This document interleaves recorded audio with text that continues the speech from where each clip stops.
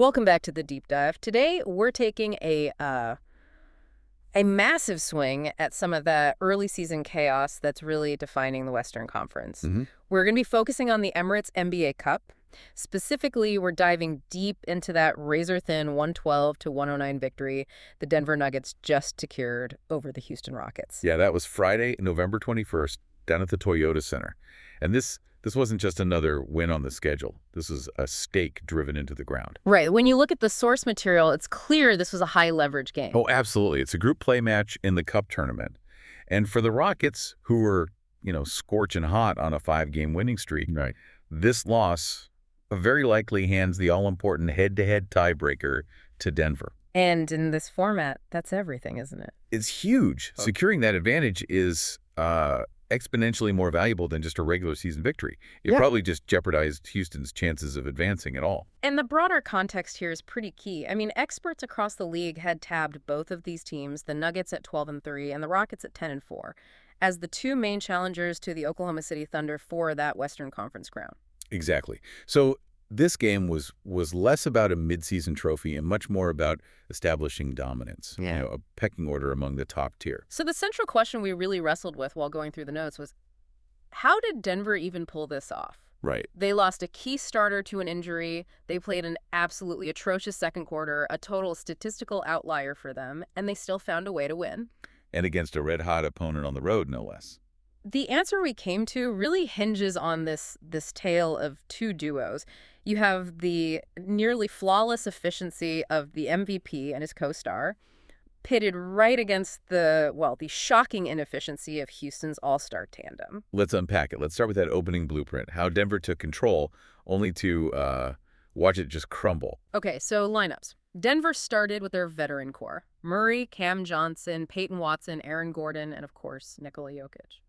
And Houston countered with Şengün, Jabari Smith Jr., Steven Adams, Amen Thompson, and Kevin Durant.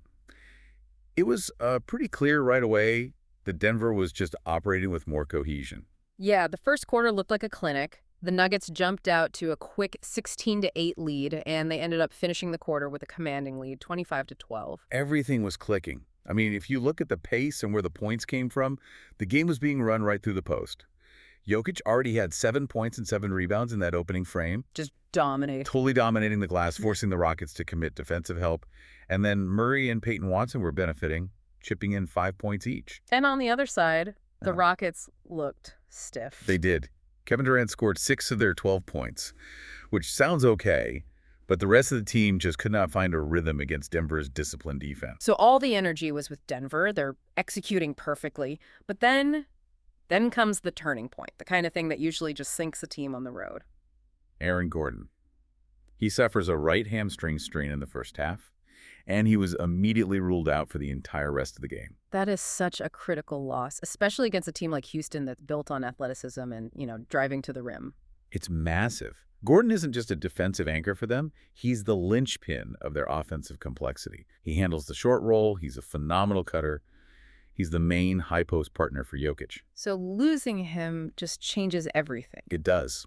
It meant Denver's rotations were suddenly smaller, less experienced, and just less familiar with defending against an attack led by Şengün and Durant. And that vacuum, that space that Gordon's absence created, was just instantly filled by Houston in the second quarter. Violently filled. The momentum didn't just swing. It, like you said, it snapped, paving the way for that mid-game surge. Violently snapped is the perfect way to put it. The Rockets just steamrolled Denver in the second quarter. They won the frame 37-21. Think about that. 37-21. They gained 16 points in 12 minutes. Turned a 13-point deficit into a 3-point halftime lead, 49-46.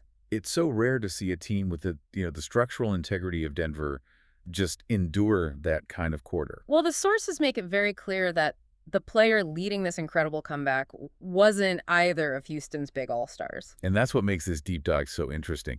It was the most improbable catalyst, Reed Sheppard, the 2024 first-round pick. A rookie. A rookie. He had an explosive 20 points in that first half. Yep. He single-handedly provided the scoring punch that powered that entire turnaround. 20 points and a half, and most of it came in that second quarter blitz. What was Houston even doing to leverage this rookie against an MVP-led squad? Well, they sped up the tempo immediately. They sensed the instability in Denver's rotations without Gordon. And Sheppard is a brilliant shooter and driver.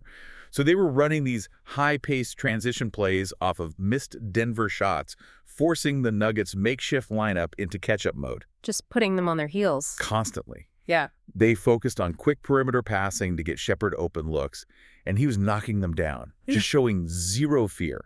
And the flip side of that story is how badly the Nuggets struggled. We noted the stat. Jokic was held to just 3 points in that entire second quarter. Yeah. That's almost unheard of for him. How did Houston neutralize him so effectively? What's fascinating here is the intentional focus on disrupting Denver's half-court geometry. Knowing Gordon was out, the Rockets would focus almost all their interior help defense purely on Jokic. They could just key in on him. Exactly. They were using aggressive post doubles as soon as he got the ball, often bringing the weak side helper over early. This forced Jokic to either pass out to less reliable shooters or take these tough contested shots. It'd make anyone but the MVP beat us strategy. And in that quarter, it worked. Nobody stepped up for Denver. So two completely different teams show up in the first half. Denver's excellence followed by Houston's counterpunch. But basketball is a game of adjustments. Let's move into the MVP's resurgence and that crucial third-quarter squeeze. And this is where Denver immediately showed why they're champions. They didn't panic. They came out of the locker room. They focused on slowing the pace back down. Getting back to their game. Getting back to their half-court execution. And they immediately outscored Houston 34-29 in the third. That was just enough to erase the halftime deficit and regain a narrow lead, 80-78 going into the fourth. And that stabilization wasn't about bench depth or anything like that. It was just pure star power correcting the court. Oh, completely. Jokic was utterly unstoppable in that third frame. By the time the third quarter buzzer sounded, he had tallied 28 points, 9 rebounds, and 6 assists. In only 27 minutes of action. He was just forcing the issue and daring the referees to swallow their whistles. That's the brilliance of a generational player, isn't it? When the supporting cast is compromised by an injury, he just simplifies the game, takes control, and operates with machine-like efficiency. That's it. He recognized the Rockets' defense was trying to contain him with doubles, so he just started scoring through or around the contact, making sure every possession ended with a quality shot or, a trip to the foul line. So this raises a really important question. What happened to Reed Sheppard? Right. He was the hero of the first half, but by the third quarter, it's like Houston just neutralized their own hot hand. Well, that's where you have to give Denver's defense credit for adapting. They must have made a specific halftime adjustment to limit his catch-and-shoot looks. Maybe assigning Murray to him more? Right. Or just closing out harder? Probably both. Whatever they did, it worked. Sheppard was limited to just 4 points in the third quarter. He only scored 7 points total in the entire second half. Wow. So he finished with a career-high 27 points, which is fantastic, on incredible efficiency, 9 of 13 shooting. But his impact just vanished when the game was on the line. It really did. So Denver limited the surprise threat, and their primary star was accelerating. It wasn't just Jokic, though. Jamal Murray was also providing great support. He had 12 points and 8 assists through 3 quarters. They had their primary duo firing. And that brings us right to the statistical contrast that ultimately decided this game. This is the real core of the deep dive, I think. It's not just about who scored, but how efficiently they scored in that high-stakes pressure cooker environment. Yes. Let's start with what you called the juggernaut duo in Denver. Okay, so Jokic finished just shy of another triple-double. A game-high 34 points, 10 rebounds, 9 assists. But the efficiency metrics are just staggering. He shot 11 of 20 from the field, that's 55%. He was incredibly reliable from deep, hitting 4 of 8 three-pointers, 50%, and at the line, 8 of 10, 80%. Just clinical. And you couple that with Jamal Murray's double 26 points and 10 assists, and you have 60 points and 19 assists generated by just your 2 primary creators. All while losing a crucial piece of the puzzle. That is championship-level output. It is. Now, contrast that with the Houston side. Their highly touted all-star duo, Kevin Durant and Alperen Şengün. Yeah, this is where the Rockets really lost the strategic battle no matter what the final score was. The efficiency gap is. It's staggering. Right. Durant and Şengün combined for only 27 points. Less than Jokic scored by himself. By himself. And they did it while shooting a combined 11 of 28 from the floor.